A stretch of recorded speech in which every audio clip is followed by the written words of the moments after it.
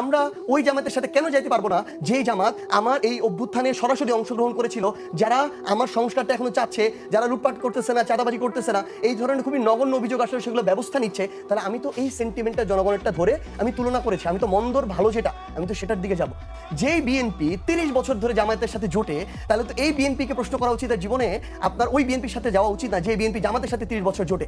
আমি জামাতের সাথে জোটে গিয়েছি, আপনি যদি আমাকে একবার প্রশ্ন করেন, আপনার তো উচিত তারেক রহমানকে 30 বার প্রশ্ন করা যে উনি কেন জামাতের সাথে গেলেন। খালেদা জিয়াকে তো আপনার প্রশ্ন করা উচিত ছিল যখন উনি বেঁচে ছিলেন, যে কেন জামাতের সাথে গিয়েছিল, কেন মন্ত্রী বানিয়েছিল, কেন গাড়িতে ফ্ল্যাগ দিয়েছিল, কেন জামাতের আমিরের সাথে খালেদা জিয়া এক স্টেজের পাশাপাশি চেয়ার শেয়ার করেছিল। তাহলে ওই উত্তরটা তাকে বিএনপিকে দিতে হবে, তারপর আমরা এনসিপি দেওয়ার চেষ্টা করবো। তাহলে সেই বিএনপির সাথে যদি রাশেদ ভাই যাইতে পারে, আমরা ওই জামাতের সাথে কেন যাইতে পারবো না যেই জামাত আমার এই অভ্যুত্থানে সরাসরি অংশগ্রহণ